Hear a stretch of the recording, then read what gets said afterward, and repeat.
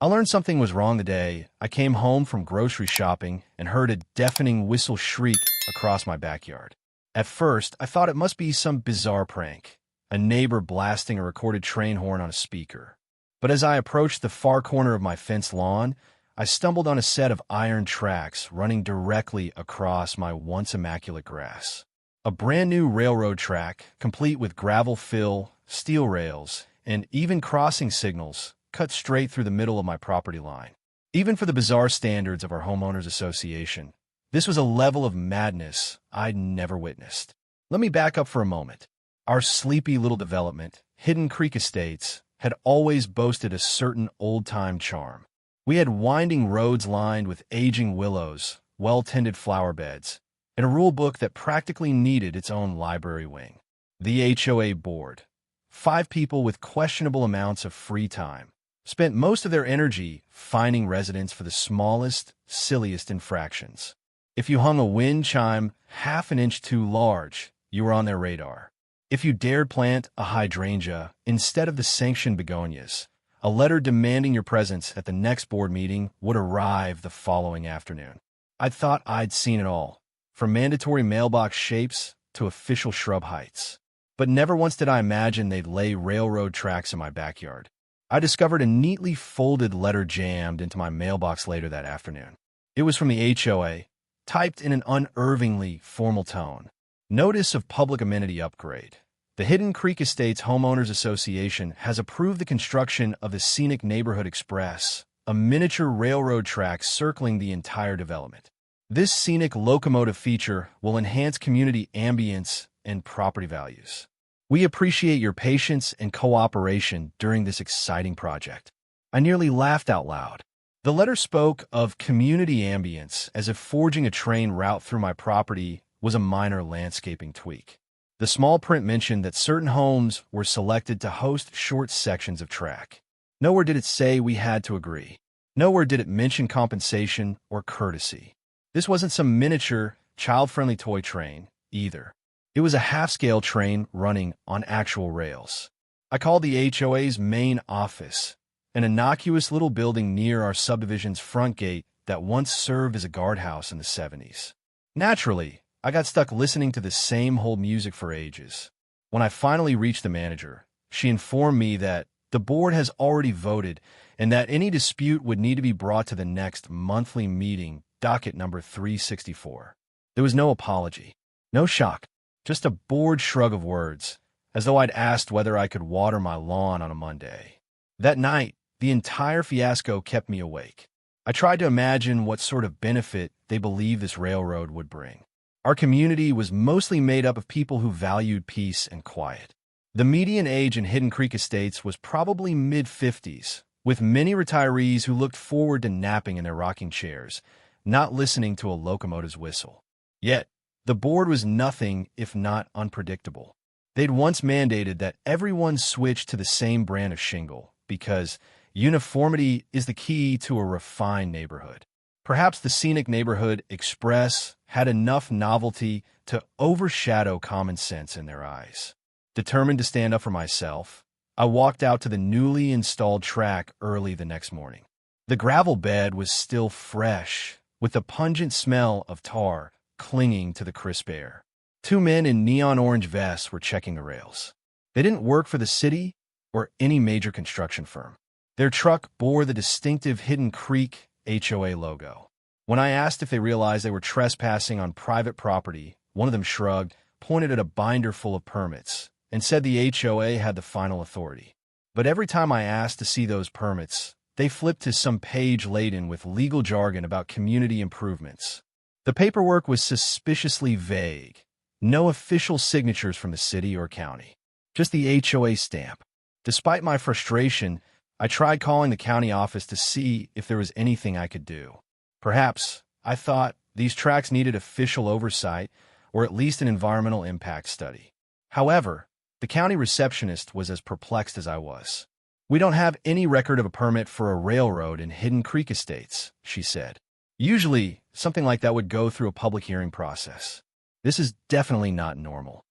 By that point, I was equal parts furious and baffled. In my younger days, I might have marched around with a petition, roused the neighbors, and staged a protest. But I'm pushing 60 with a bulky knee and a desire for no more drama in my life than the local small-town newspaper. Yet there's something about seeing your yard torn up by unsolicited train tracks that ignites a spark. I wasn't about to let them get away with this. If the HOA had declared some lopsided war for beautification, I would show them I wasn't just another homeowner content with quietly paying the monthly fees. I resolved to attend their upcoming board meeting. I wrote a thorough letter, citing property rights and referencing the exact lines in our contract that guaranteed the private enjoyment of each property. Then, I reminded them that their so-called railroad never appeared on a single ballot we'd seen. Nobody voted on it. They must have huddled together in some clandestine session, or maybe the entire board had simply run amok. Still, I had no illusions that a stern letter alone would fix this. I needed a more creative plan. Sometimes, when you're dealing with people who refuse to play by the rules, you have to tap into the part of yourself that's just as stubborn. Before I could even finalize my approach, the HOA posted yet another announcement in the neighborhood newsletter. The Scenic Neighborhood Express was scheduled to start operation in 3 weeks, on the very day of the monthly board meeting. Their boldness was staggering. Little did they know, though, that they'd poked the wrong bear. The day of the board meeting arrived, and the air in the cramped room was already thick with tension by the time I walked in. Usually, these monthly gatherings drew a smattering of board retirees, plus the 5 board members perched behind a makeshift podium.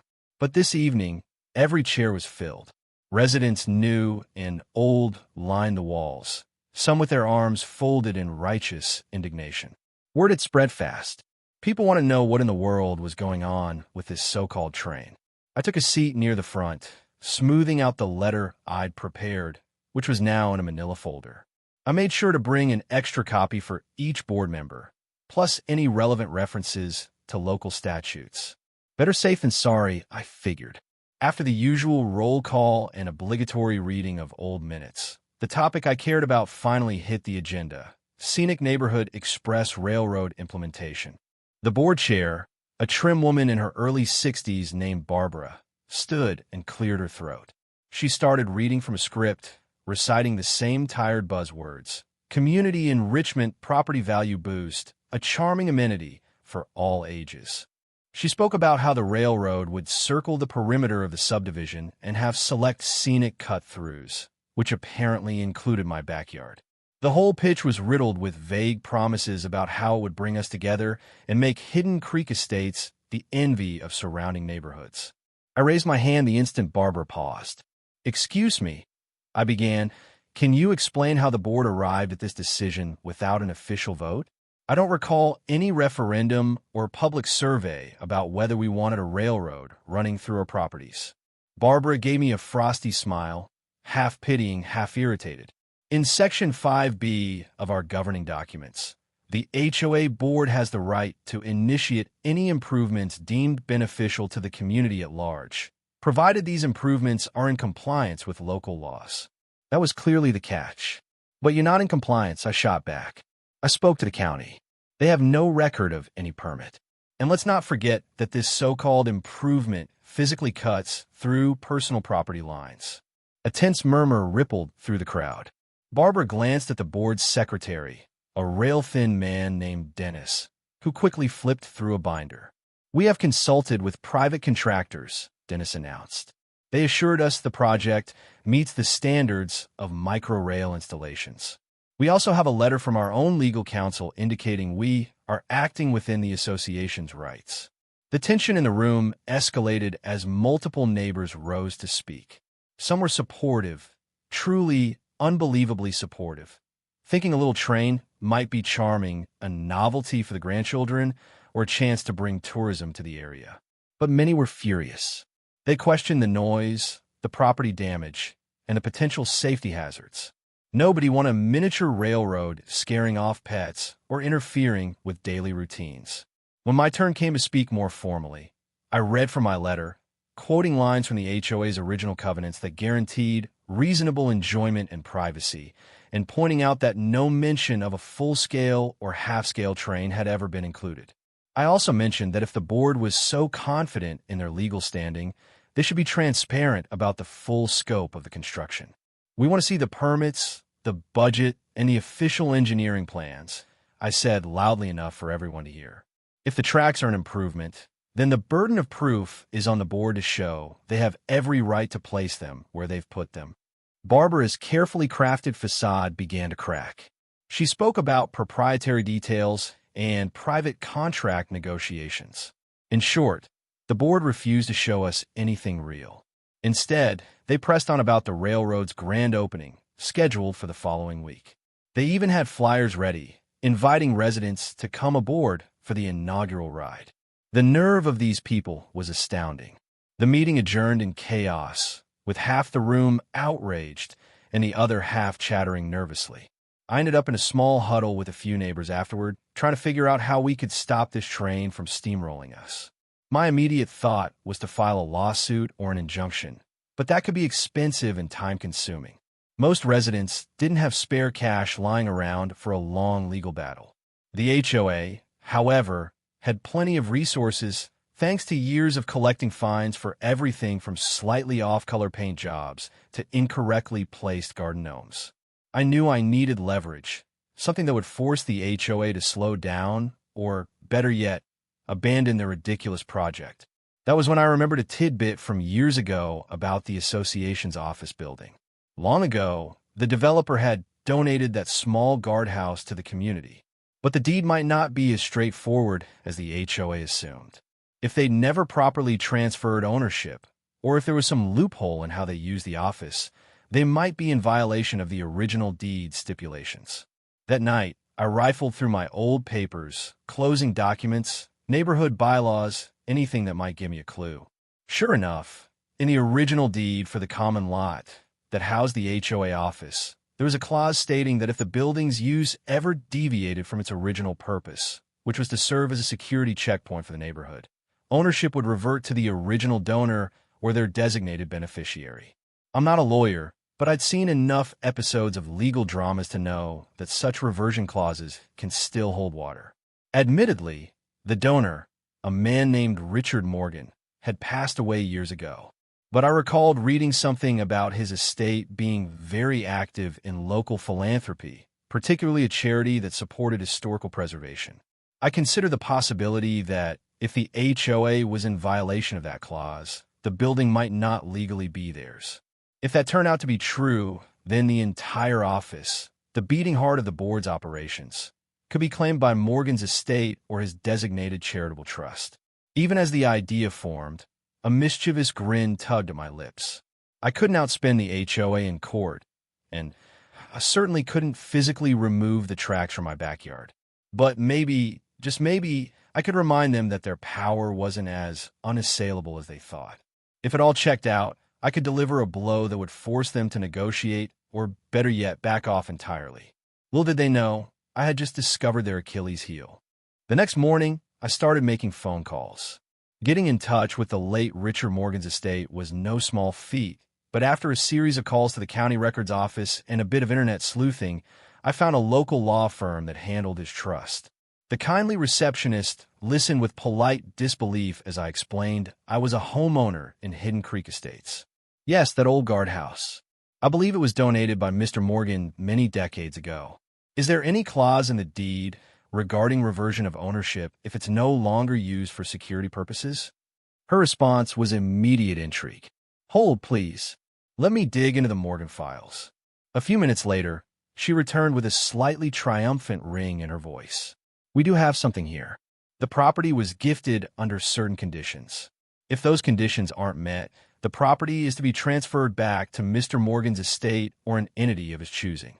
We need to investigate further to see if the conditions are indeed being violated. If so, the Morgan Charitable Foundation might have legal grounds to reclaim the building. That was all I needed to hear. I arranged a meeting for the following Wednesday. By then, the Scenic Neighborhood Express was already set to open in my backyard. Sure enough, the HOA had begun test runs of the locomotive, whistling through the neighborhood at ungodly hours.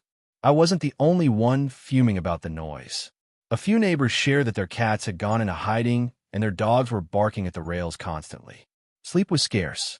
On the morning of the train's inaugural run, the HOA went all out, erecting a ribbon at the track crossing by the community lake, complete with confetti and a coffee station for attendees. I decided to show up, if only to observe. The train was smaller than a standard locomotive, but still substantial enough to seat a dozen people in open-air passenger cars.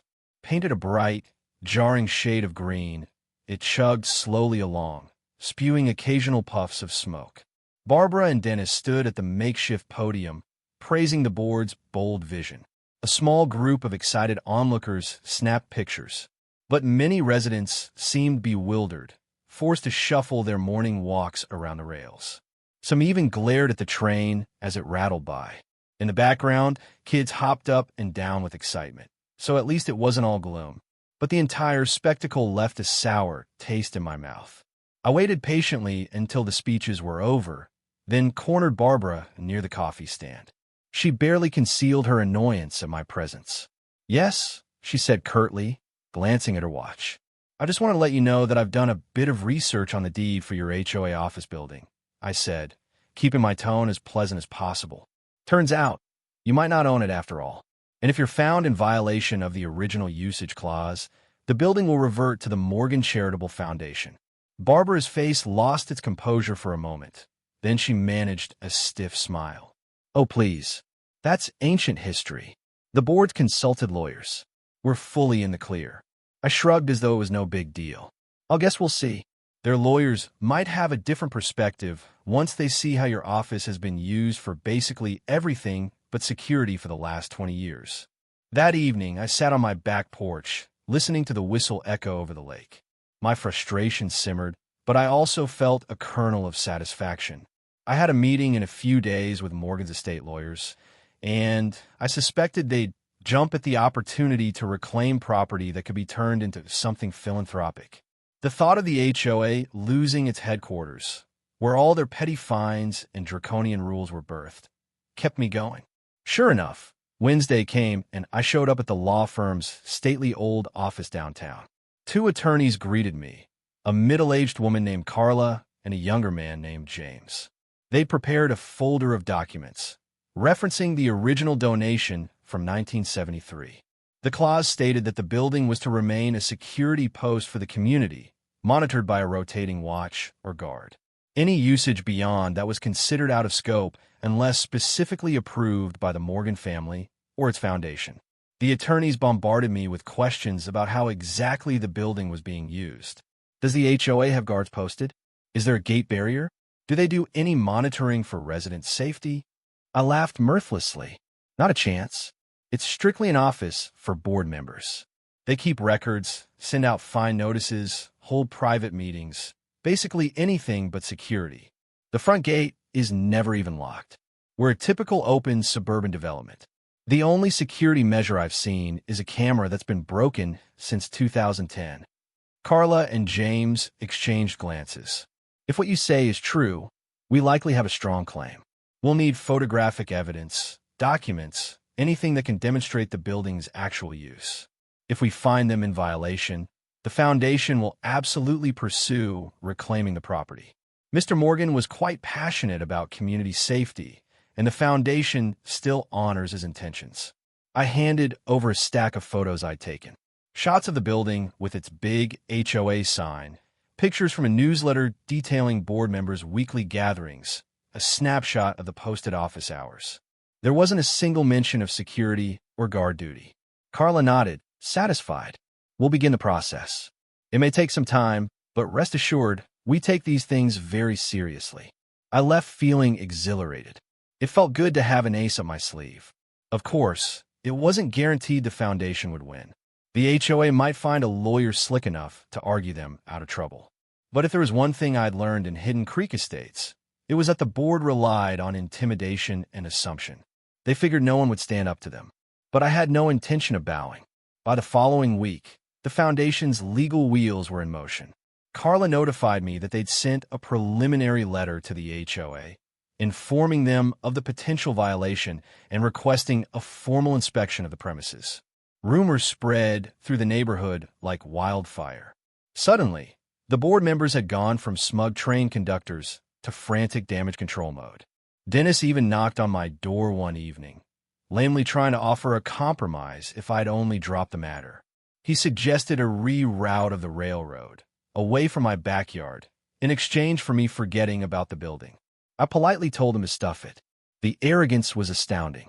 They thought they could buy me off with a minor concession, as if I'd forget the damage they'd already done to my property and the constant racket. No, I had a plan. I wasn't just going to get them to reroute the train. I wanted them to understand what it felt like to lose something precious, just as they'd taken away my peaceful yard. If the Morgan Charitable Foundation succeeded, the HOA would be forced out of their precious office. And I had every intention of making sure it happened. Over the next month, I watched the foundation's case against the HOA unfold with a kind of private glee.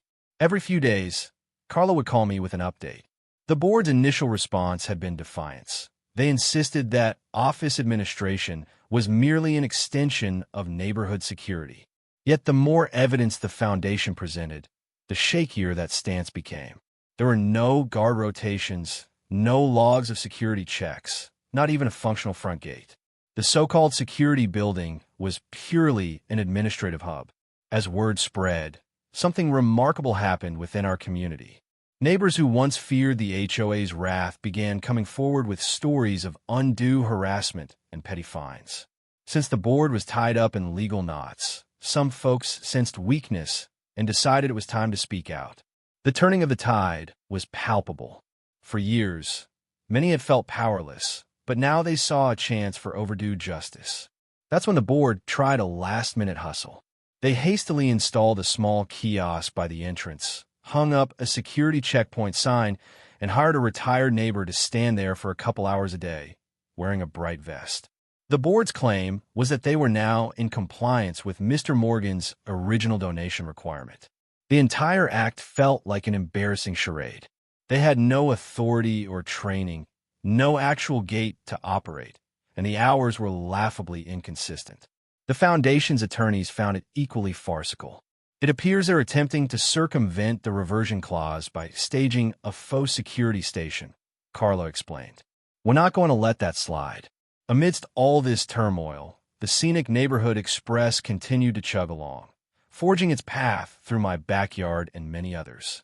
I had to admit, children in the neighborhood enjoyed it, but the older folks mostly saw it as a noisy nuisance. Every time the whistle blew, it seemed to echo a reminder of how brazen the board had become. Finally, on a breezy morning in early autumn, Carla called with the news I'd been waiting for. We have a ruling in the foundation's favor. The HOA must vacate the building and turn over the deed to the Morgan Charitable Foundation within 30 days. She went on to explain that the judge found the board had grossly violated the original usage clause by converting the guardhouse into their private domain. Their last-ditch kiosk attempt was too little, too late. At first, I couldn't believe it. The mighty Hidden Creek Estates board was about to lose their headquarters. Carla also mentioned that Mr. Morgan's foundation had a specific plan for the property. They wanted to convert it into a small historical museum, focusing on the early settlement of our county and preserving local artifacts. It wouldn't be a massive attraction, but it would be open to the public and curated by volunteers, a real contribution to the community, in stark contrast to the HOA's oppressive rule. Needless to say, the board was livid. They scheduled an emergency meeting that very night. Dennis stood in front of the residents and all but wailed about how they'd been victimized by a technicality. Barbara, uncharacteristically subdued, clutched a sheaf of papers, likely an appeal they intended to file. But even if they appealed, the damage was done. For once, the power lay firmly outside their hands. I sat quietly in the back row of that meeting, a small smile gracing my face. My phone buzzed repeatedly with texts from neighbors. Thank you. This is the best thing to happen here in years. You stood up to them and won. I knew the legal fight might continue in some form, but the foundation had a firm ruling on its side. The days of the HOA office ruling over us from that guardhouse were numbered. As if to add insult to the board's injury, I learned through Carla that the foundation had decided to rename the building in honor of Richard Morgan, calling it the Morgan Historical Center. They also liked the idea of hosting small educational events, maybe even a monthly lecture series about local history. I could already imagine a future in which that building provided genuine value to the neighborhood, maybe bridging divides rather than creating them. In the immediate aftermath, the board tried to pivot. Barbara sent out letters to the community praising the new partnership with the Morgan Foundation, as if the HOA had orchestrated this entire philanthropic development. The hypocrisy was staggering, but it didn't matter. Everyone saw through it. The real story spread like wildfire in the local grapevine, especially among retirees who had plenty of time to chat over morning coffee. The final cherry on top was the day the board officially had to move out. They had nowhere else to go, so they scrounged up a tiny modular building they parked next to the community pool. It was an eyesore, and, ironically, not even up to the strict architectural standards they enforced on us. Yet they had no choice. Watching them shuffle file boxes out of the old guardhouse felt like poetic justice. Did it fix the railroad fiasco overnight? Not exactly. The tracks were already laid, and too many folks had grown accustomed to the quirky train. I suspect the board hoped that if they kept the train running as a novelty, it might appease the community's younger families and overshadow the fiasco. But the dynamic had shifted irreversibly. With the board embarrassed and their authority challenged, a group of neighbors banded together and demanded a proper vote on the train's future. That was something the board couldn't easily deny anymore. In the end, the Scenic Neighborhood Express was relegated to weekends only, with the whistle volume reduced and a speed limit imposed. Even that might not be permanent. Rumor has it some are pushing for its complete removal. But I'm satisfied for now. My yard is still scarred by those tracks, but I look at them differently these days. They're a reminder that even when faceless authority tries to run roughshod over you, there's always a way to push back. Sometimes you win not by matching their power directly, but by finding that one overlooked detail that topples their entire deck of cards. And what became of the Morgan Historical Center? True to the foundation's word, it opened its doors a few months later, featuring exhibits about the county's farming roots, vintage photographs of the old orchard that once stood where our subdivision now sits, and even a small reading room. A group of volunteers hosts monthly gatherings, tea socials, local history talks, even an occasional rummage sale for charity. The building is buzzing with genuine community spirit, exactly the kind that was missing under the HOA's heavy hand. As for me, whenever I catch that faint whistle in the distance, I can't help smiling. It reminds me that my stand against the HOA wasn't in vain. I took on what felt like an unstoppable train and lived to tell the tale. In a poetic twist, I ended up giving their office to charity, just as they gave me a set of railroad tracks I never asked for. That's the funny thing about real life. Sometimes justice comes rolling down the line like a locomotive you never saw coming.